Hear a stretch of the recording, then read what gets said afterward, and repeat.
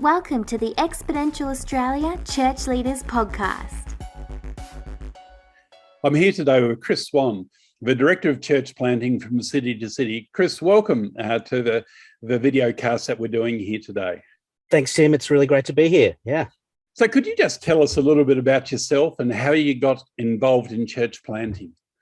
Yeah, very happy to. I am married, have a couple of kids, live in Melbourne in the inner north, and have kind of been involved in church planting in one form or another for, say, 15 years. So when I was studying at seminary in Sydney, I was involved in a church plant. My wife and I were kind of, I don't know, you're not supposed to like tie your identity to a church plant, but I feel like we poured a lot of ourselves into that, and it was a pretty Chris and Natalie shaped church plant, and then have been involved with a couple of other things, and now as the director of church planting for City to City Australia. So getting to walk alongside planters in lots of different places, planting in different kind of context models with different gifts and teams, and it's just, yeah, it's my privilege and delight, actually.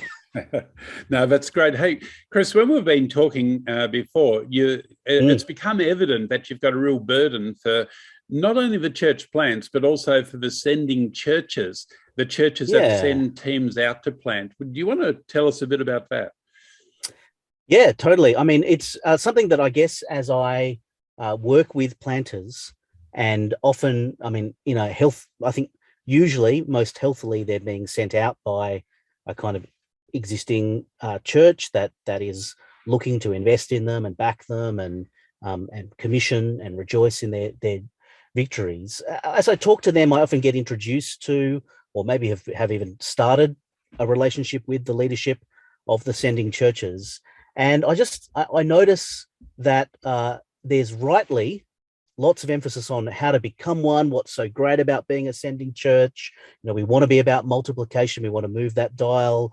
And a big part of it is churches that go from not only being on about their own thing, but seeing that there's more need and opportunity spiritually, and how can they kind of push out into that or step out into that in part by sending out kind of pioneers. And there's a lot of talk about what's so great about that, and it's really great and really necessary. But I do have sometimes those conversations with the ministers, perhaps in particular of those churches, who say, but it's really, I'm not sure I'm allowed to say this, but it's really hard. Yeah. We've lost some of our best people, and maybe our finances have taken a hit as a result of sending not just money with people, but sending out people who otherwise would have been contributing here in the sending church. And so there is a pain that goes with it that sometimes people don't feel they're allowed to express, and don't, perhaps feel a bit isolated in a mirror to the way sometimes planters can feel a bit isolated, and like they're going through something that other people don't see or recognize or know how to help them with.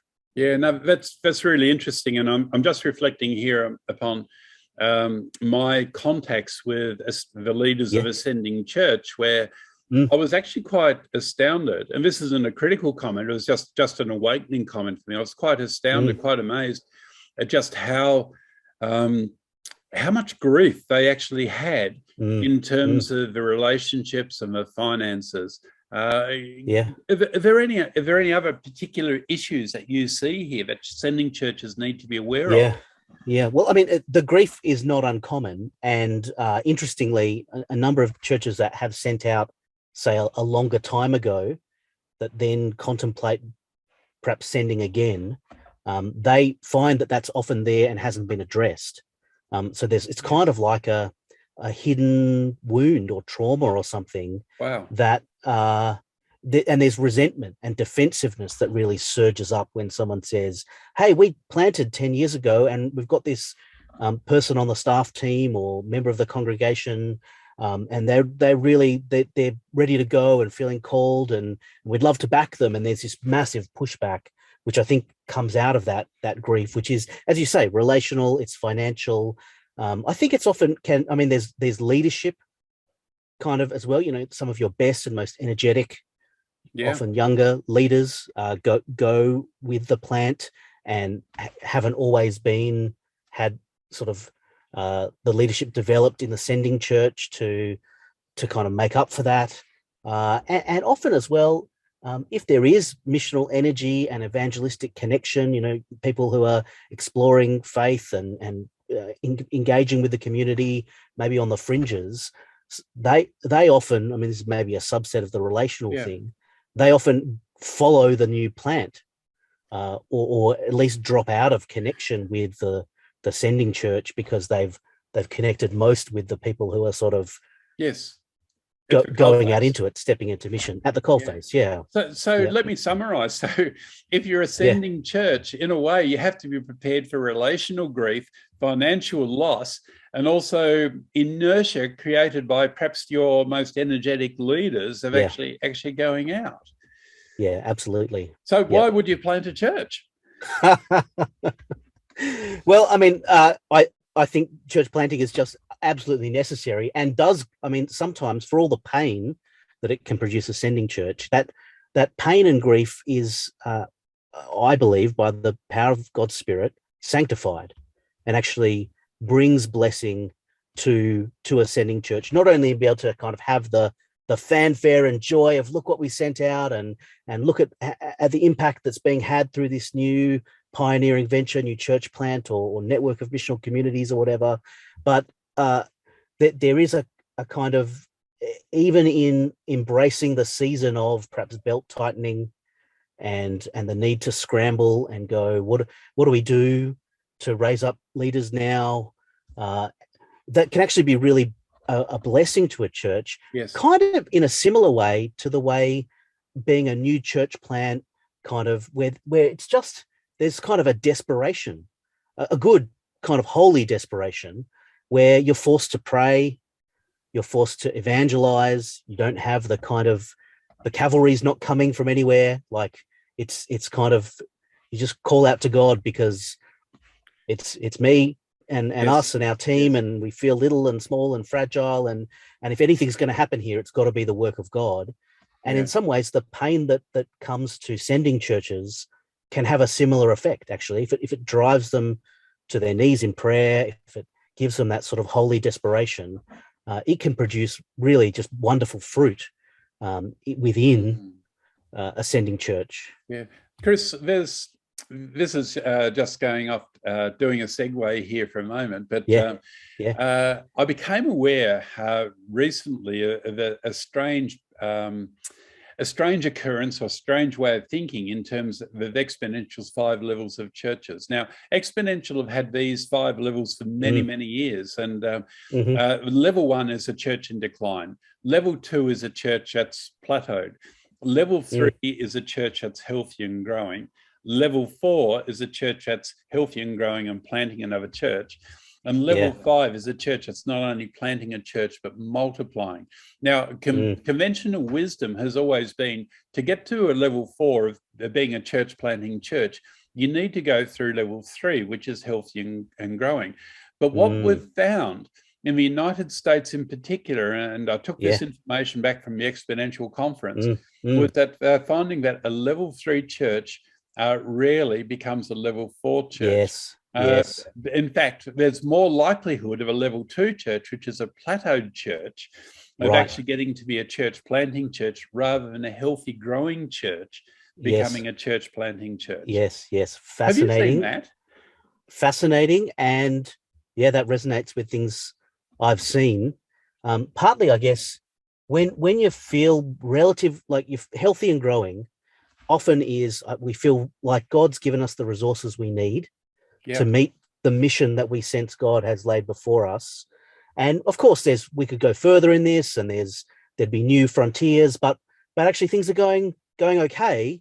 And it is, I think you need that element of sort of desperation, which a plateaued church would have. Or on the flip side, I wonder as well whether you might find that there are more perhaps level 5 churches in mindset that could function as church and send churches out kind of before they've, I think particularly about perhaps relatively recently established church plants, maybe 5 years old or younger, where they're not huge yet. They're not 200 people and thumping kind of. They're lots of ways still hitting their own stride, and yet they remember why That's plant right. and why and there's remember there's the so much sacrifice. need. Yeah, and they remember how much need and opportunity there was that moved them out into mission in the first place. It was bigger than even a really well functioning, thriving, healthy church kind of could meet, and that we need more churches. And so, I mean, we've seen a couple of city churches within their first 5 years go on to plant their next thing, whether a new congregation reaching a different group or a new church itself in a different area, and kind of, I mean, doing it without the serious resourcing that a level 3 church would often have. You kind of think has resources to spare, but is probably fully engaged and immersed in its own context, mission, sense of call from God. Yeah. So, Chris, what I've heard from a number of the exponential people in the United States is that for level 3 churches, frequently, because they're so intent, and this isn't a criticism, but they're so intent on building their ministries, getting the next people to go through, they can't afford to give people away. And because if you like that, they're feeding the machine that's actually being developed, and it's probably doing great work in their local community. And so it becomes self-perpetuating in that sense. So it's interesting, but I think that I find that this brings a lot of hope to a lot of churches, because we actually realize that we can actually become church planting churches even if we are plateaued. That's right. Or even if we're smaller, I mean, one of the really interesting things I've seen is I do a bit of work with the Lutheran Church of Australia, and they have a really interesting approach of that. They want to take churches on a journey to becoming a sending church, and they invest in that, and it's careful and intentional and prayerful and really beautiful. And at the end of it, a number of churches will say, yeah, we will be a sending church, but usually they don't send alone. Some of the other churches that have taken the journey will partner with them, almost like a kind of a collaborative thing. And so and this is, I think, because for me, the key ways a sending church can bless a church plant as it sends out are, I mean, there's prayer and just kind of being in the corner of the church plant, but they can send people, they can send money, and they can help handle kind of admin and back end kind of things. Right. And those are just really critical ways in which a sending church can bless a new church plant. Now, maybe a level 3 church could do all of those things. Yes. If it moves to level 4. But what we see, and what the Lutheran kind of model of clusters of sending and partner churches shows you, is you could have a church that sends people and a bit of money.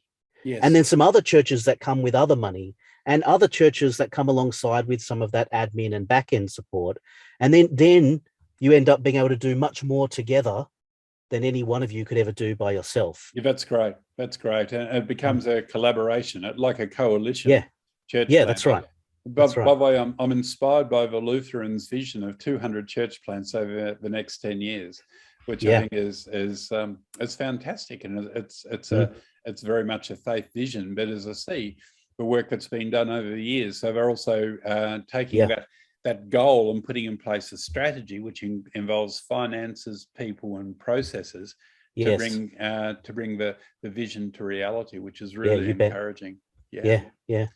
So, Chris, what obstacles or roadblocks might churches encounter with regard to sending that we haven't actually talked about yet? Are there any other obstacles that come to mind? I mean, it's a great question. I guess there's some churches wouldn't see themselves as sending churches, and maybe that's because, as you say, they're in that kind of level 3 space. Others are, I mean, I'm an Anglican minister, I work with Lutherans, a lot of fairly traditional churches just church planting is a kind of novel and sometimes even threatening concept to them, and it evokes certain things in their mind, and they don't, I mean, like that obstacle of not seeing yourself as a sending church, not being kind of, well, church planting is not our thing. Like every church was planted at some point. Yes. Right. So in the history of every church, there's church planting. Yeah. And often closer, actually. So one fairly traditional Anglican church in Melbourne was the key sending church for the City on a Hill church plant originally. And they still, interestingly, that church still talks about itself as a sending church. It sees itself as a sending church. It's providing other kinds of support to church plants now. It not sending out people and finances, but some of that back end stuff it's helping to handle, it's office space, that kind of thing. But because they've really deliberately speak about themselves, the way they pray, the things they celebrate, their identity is that we're a church planting church, a sending church. That's great. So that's a really critical one. I think as well, another obstacle is sort of there's a lack of awareness about what both sides of the sending church journey, and that comes, I think, from a lack of connection with other churches that have walked or are walking that path of sending out a church. It can be all sort of theory, or I read it in a book, or I heard it at a conference.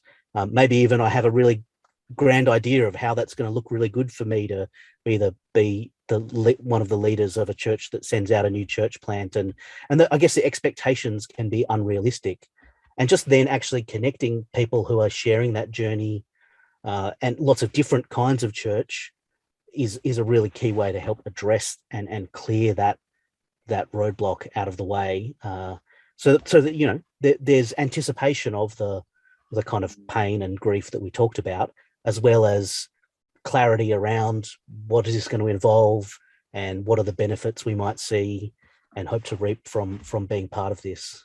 No, that's great. Let's go back to the pain that we talked about with ascending church for a moment. What are the steps that ascending church can actually take? What are some of the steps they can take to actually prepare themselves so that the pain doesn't become a detriment to further church planting?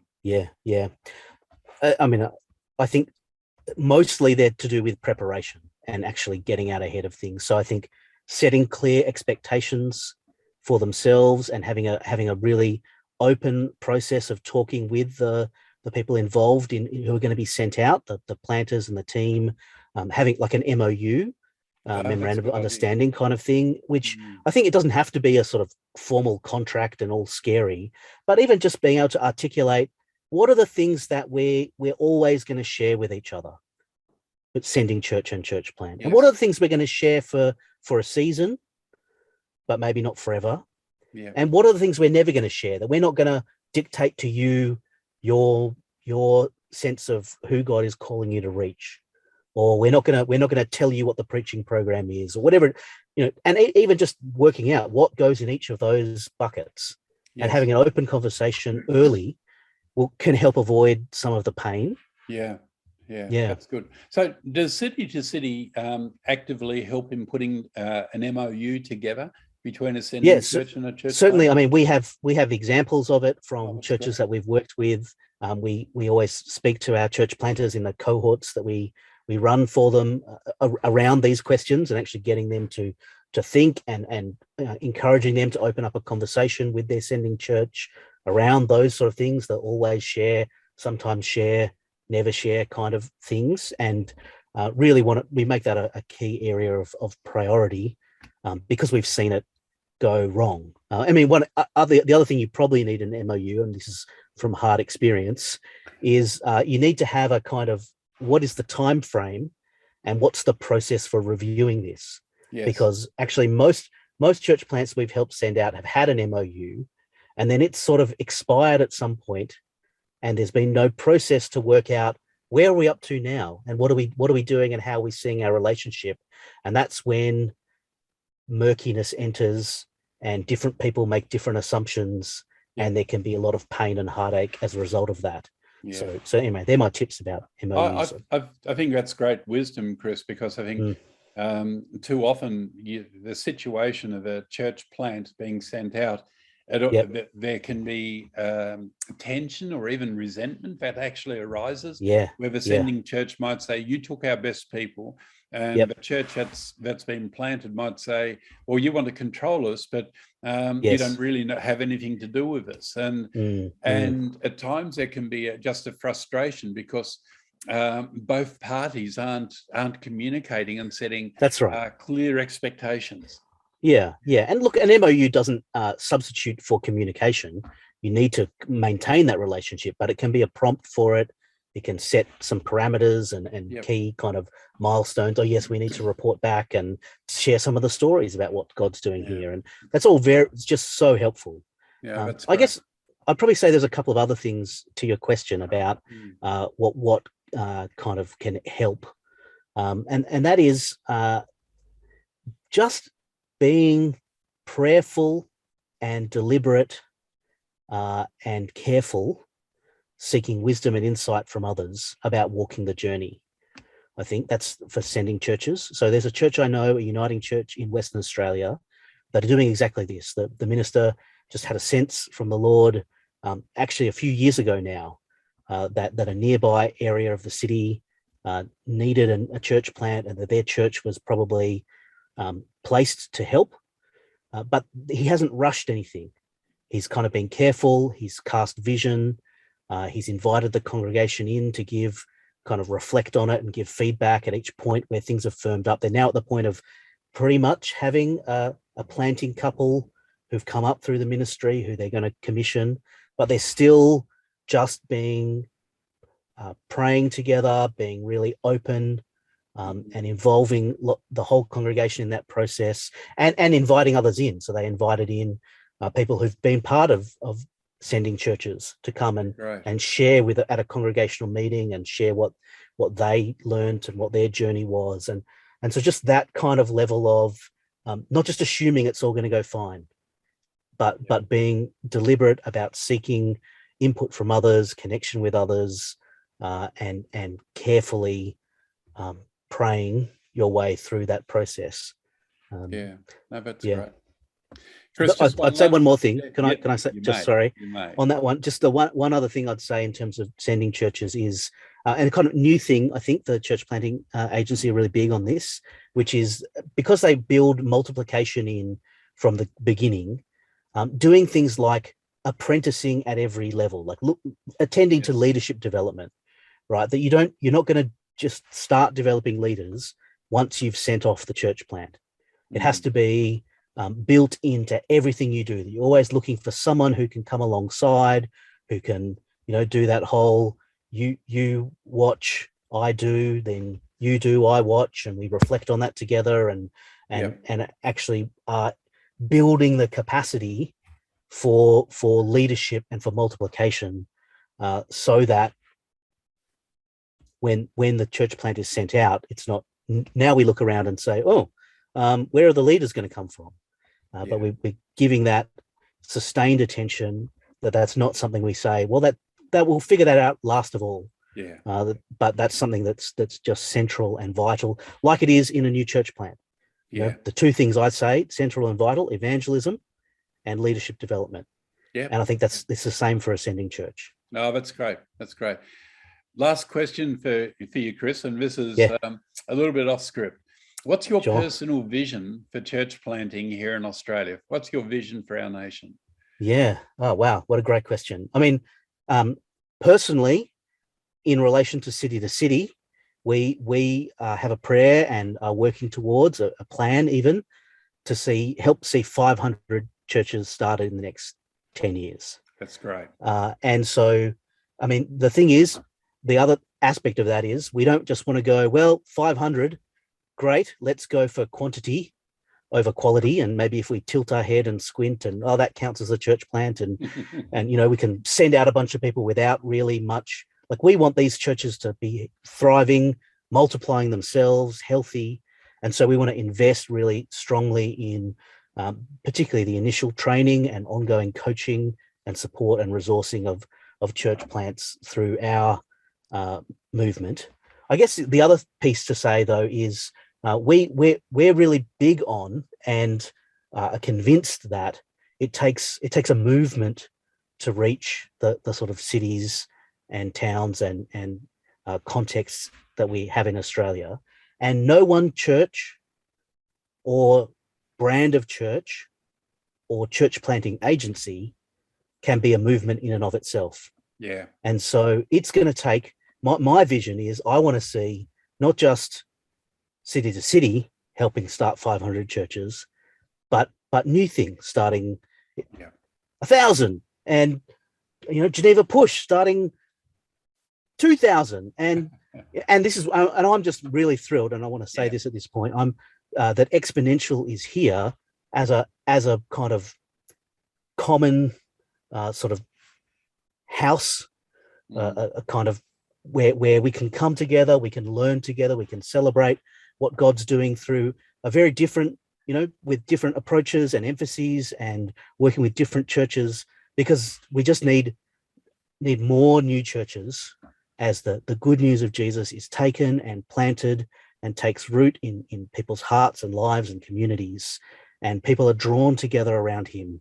And that's going to have to be much bigger than anything that city to city. We make a contribution, and I'm really thrilled to get to do that, but it's got to be bigger. And that's where I love Exponential's vision. It forces all of us to not just be level 3 church planting agencies, but to set our sights higher. That's great, Chris. Chris, thank you so much for your time today, and your wisdom and insight. It's been absolutely fantastic. And I think what we've talked about today has been a really important topic, and that is the pain that sending churches can have, especially if they're not prepared for it. And none of us want to see sending churches stop sending, because our country needs a vast array of different kinds of churches planted all over the place. And it's something that, you and I both want to see the church across our nation really get into the game in a new way. And thank you for what you are doing and what City to City is doing as well. It's very important for our nation.